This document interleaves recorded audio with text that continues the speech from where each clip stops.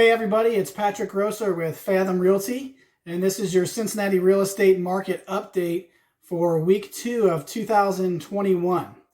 If you've been searching for a home, it's no secret to you that inventory is very low. It's very difficult for you to find the home you're looking for.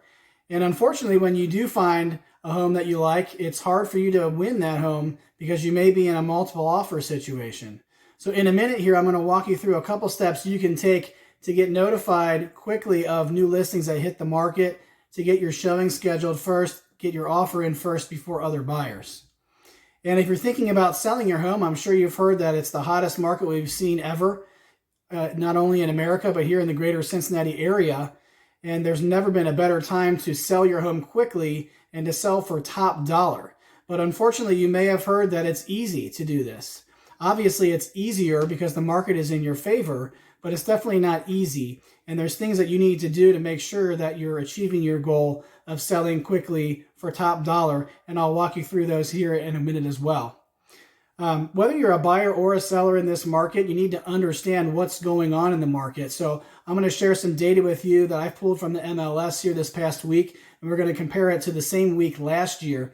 New listings are down 16% compared to this week last year, which is very discouraging for buyers considering there's not many listings to choose from already. Inventory is already very low. Of course, this helps sellers because the market is getting even tighter. Hopefully this trend will actually reverse and that we'll see more listings coming onto the market here very shortly as the weather warms up and we get closer to spring. Closings compared to this week last year are actually up 7%. So there's been more activity overall compared to this week last year, which is encouraging for both buyers and sellers. Other good news for sellers, average sale price is up 14% compared to this week last year. There's not many investments that you can probably think of that have made 14% versus last year, so that's encouraging. Also, that's going to make it more difficult, of course, for buyers to afford the home they want. Inventory is at historic lows as well, unfortunately for buyers, and to the advantage of sellers.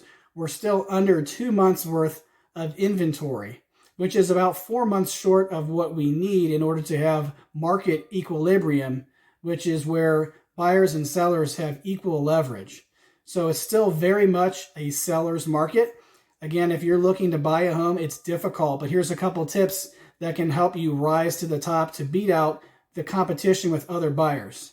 First thing you need to do is get notified of new listings that match your criteria as soon as the listing hits the market. I don't recommend waiting until those upload to consumer sites and apps. Sometimes that takes almost 24 hours. Make sure you get with an agent that can plug you right into the MLS, send you an email notification immediately when a new listing pops up. That way you can schedule the showing right away. And if you like the home, you can write an offer before other offers come in from other buyers. The other thing you can do as a buyer to give yourself an advantage is to make a game plan, preferably with a professional real estate agent. Get their expertise on what you need to do if you get into a multiple offer situation to make sure that your offer rises to the top and you beat out the other buyers' offers.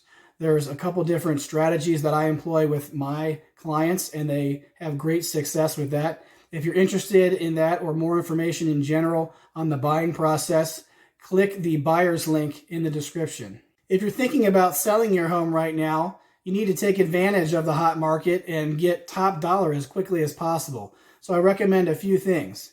Number one, in order to market your home most effectively, you need to increase the quality of your home through cleaning, repairs, renovations, staging. Doing the renovations and repairs that will actually bring you a return on your investment. And then you need to translate that quality of your home into the quality of your listing through professional photography, videography, and marketing ad copy that will highlight the specific features of your home that will actually attract the most opportune buyers. We call this target marketing. And that's very important that you not only broadcast your home to every potential buyer, but really hone in on those that are probably most interested in buying your home so you can get the best price and terms in your sale.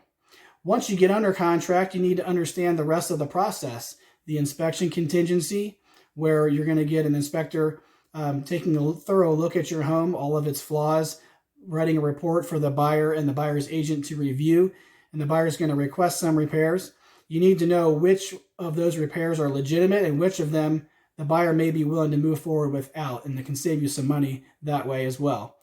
And before you even get started with anything, I would recommend that you take a thorough look at all of your options. You can sell cash to an iBuyer, which you don't have to do any showings for. You can sell your home as is with no repairs. Of course, the disadvantage of that is you're going to sell at a significant discount, but it might be a good fit for you, so it's definitely worth researching. You can also try listing your home for sale by owner through a consumer site. You can simply post that for free, and you can field the phone calls and the showing requests, and you can manage the entire process from start to close yourself. I would just encourage you to try to dig into all the details and walk yourself mentally through that process to see if that's something that is worth your time and worth a potential savings for you. You can also go with a limited service agent that will plug you into the MLS. So in addition to the consumer site app exposure you're going to get with a for sale by owner listing, you can also get access to the MLS, which will help you to reach more buyers because a lot of buyers are working with an agent through the MLS. You can also go the traditional route and hire a traditional agent. They're typically going to give you their full service package, which is designed to fit any seller in any situation. The problem with that is there's really not a lot of flexibility, or if any flexibility, in their pricing and in their services to accommodate you if you might be in a unique circumstance. So it certainly works for many people, but just make sure you understand the services that you're getting within that full service package, and making sure that the fees that you're being charged are worth that for you. What I do for my clients, I can offer the same services that a full service agent does, but I can also do fewer services than that or more services than that.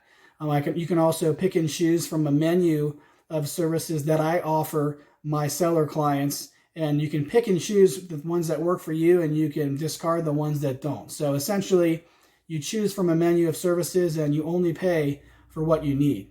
So if you have any interest in that, or if you'd like more information just in general on the process, let me know. And the best way to do that is go ahead and click on the seller's link in the description. Thanks for watching, guys, and I'll see you next week.